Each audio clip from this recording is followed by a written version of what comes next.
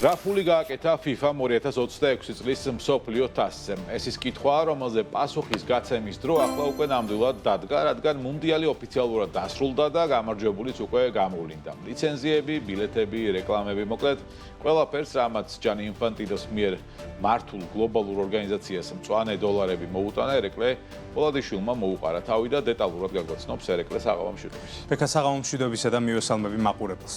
უპირველესად ვისარგებლებ შემთხვევით და ესპანეთის გულშემატკივრებს მიულოცავ გამარჯვებას, ერთადერთსა და განუმეორებელ ლიონელ მესის კი მადლობას გადავუხდი იმ ისტორიისთვის, რომელიც შექმნა და რომელიც ალბათ გუშინ დასრულდა.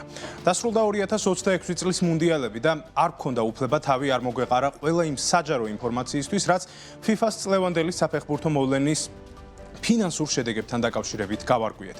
ცხადია, საუბარი უნდა დავიწყოთ ზოგადი, ჯამური მონაცემებით, რომელთა შესახებაც დაზუსტებული ცნობები სულ ცოტა ხნის წინ გავრცელდა. 2026 წლის მსოფლიო თასმა FIFA-ს 9 მილიარდი დოლარის შემოსავალი მოუტანა. მხოლოდ 2026 წლისამ. მთლიანმა 2023-2026 წლების ციკლმა კი რეკორდი მოხსნა და ფეხბურთის საერთაშორისო ფედერაციას 15 მილიარდი აშოვნა. ცხადია, შემოსავლის ძირითადი წყარო ტელევიზიებისა თუ სხვა სახის მაუწყებლებისთვის მიყიდული ლიცენზიები და ბილეთები აღმოჩნდა.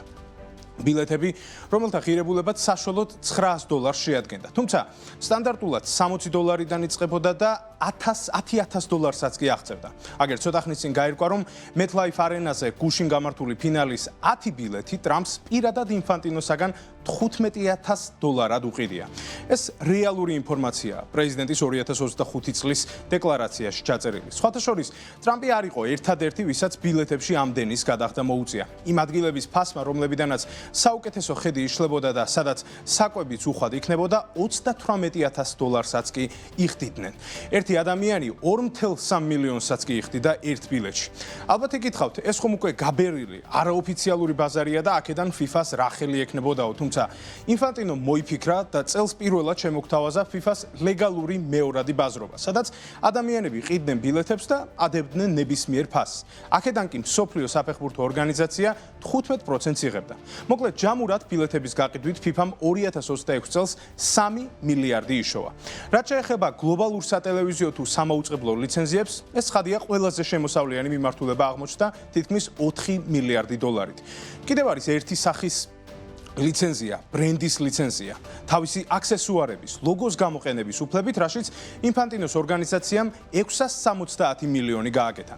აი, რაც შეეხება წმინდად კომერციულ პარტნიორობებსა თუ სასპონსორო გარიგებებს, ანუ ყველაფერს, რასაც ჩვენ და გაუცნობიერებლად თუ გაცნობიერებულად FIFA რეკლამის სახით გვიჩვენებდა, აქედან ორგანიზაციამ 2.7 მილიარდი მიიღო. ცხადია, დეტალები მათ არ გამოუქვეყნებიათ, გარიგების დეტალები, თუმცა ვიცით, რომ პარტნიორთა სიაში იყვნენ ისეთი დიდი ბრენდები, როგორებიც არიან Adidas-ი, რომელიც სამუსის კუთხით იყო მთავარი პარტნიორი, Coca-Cola, მთავარი გამაგრილებელი სპონსორი იყო, საუდის არაბეთის ენერგოკომპანია Saudi Aramco, მთავარი ენერგოპარტნიორი, Visa კი ციფრული გადახდების კუთხით იყო წარმოდგენილი.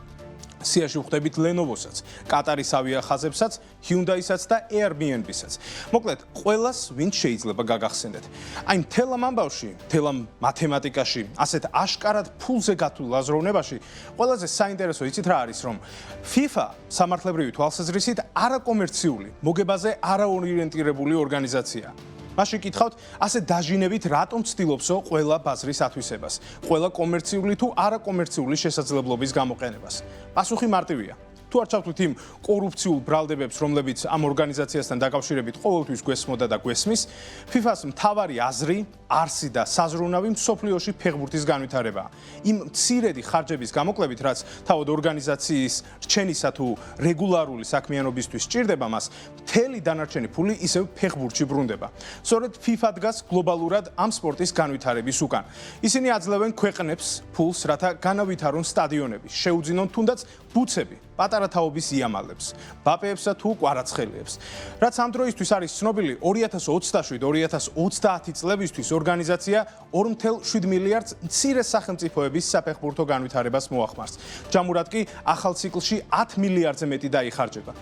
მოკლედ, ასეთი იყო 2026 წლის მუნდიალების ფინანსური შედეგები. წელს დიდ ლეგენდებს დავემშვიდობეთ, თუმცა ალბათ 2030 წლის მსოფლიო თასი კიდევ უფრო ლეგენდარული იქნება, რადგან მსოფლიო ამ განუმეორებელი ტურნირის დაარსების 100 წელს იზეიმებს.